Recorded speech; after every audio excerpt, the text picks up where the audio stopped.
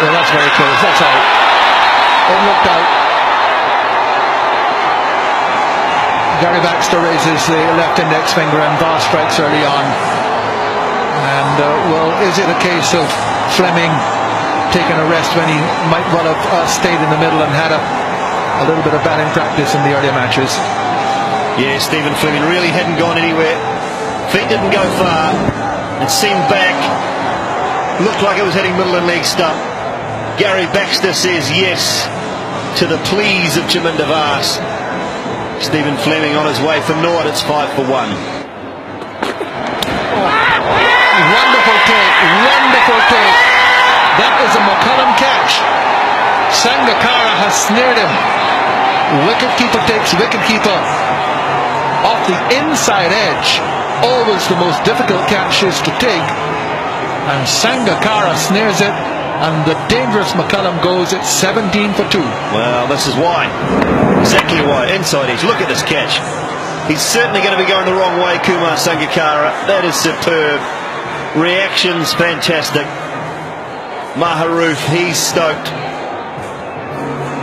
Brendan McCullum goes. He's out for 17 and it's 17 for 2. That's close. That's very close and out. 3 down for 17. Vass strikes again. Gary Baxter had no doubt. Ross Taylor has to go. He's contending with a very experienced bowler in top form. Well, here it is. He's pushed the ball across. He's pushed the ball across. And this one coming back in. Coming back in. It's hit him on the knee roll, Ross Taylor. Did it pitch in line? That's the key. Vass, well, he's happy.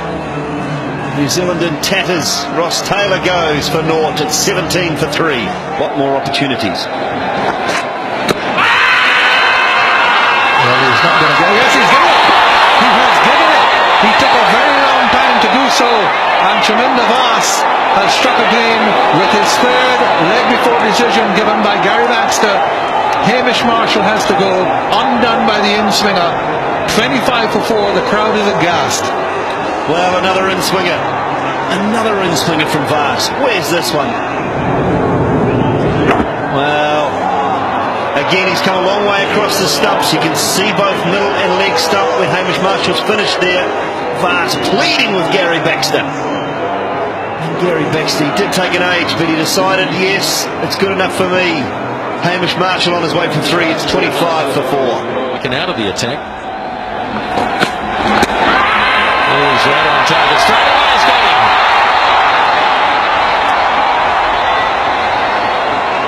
Oh, I think this is fair enough too. I'm trying to think of reasons why they shouldn't be giving out these, but it's very hard. He never really moved, Peter Fulton. It was full. It wasn't the Yorker. Did it hit him outside the line of off stump?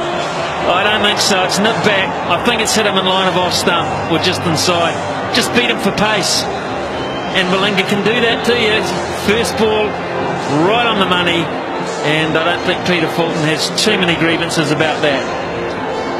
He's gone for 9. It's 37 for 5. Malinga to bowl.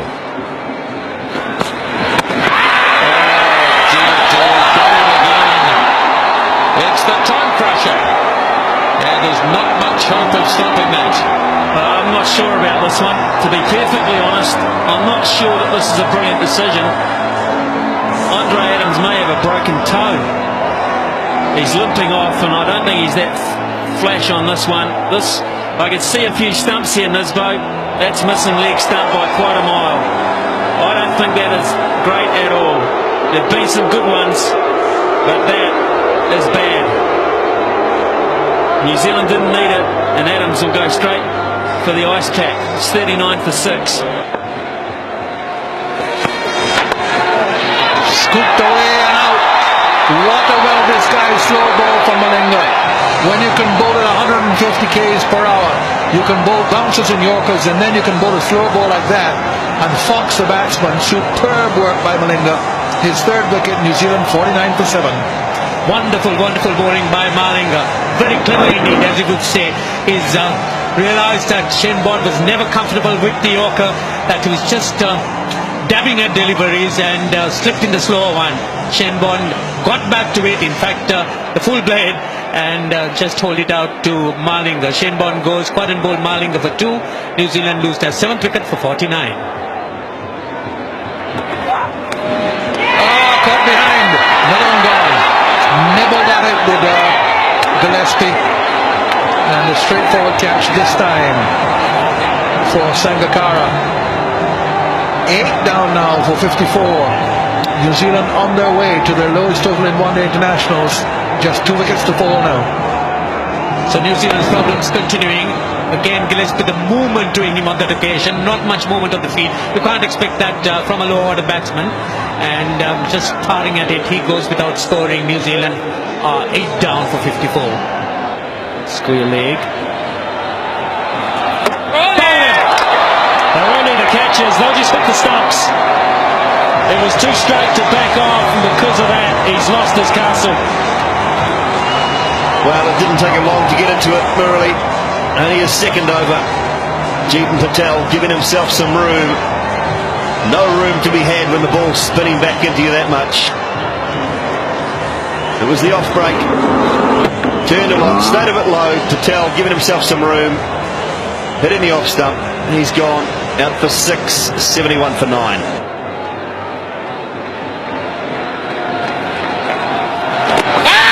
That's very full and worth a yell. Vass has a look and he says yes. It is the second lowest score in New Zealand one-day history in Sri Lanka.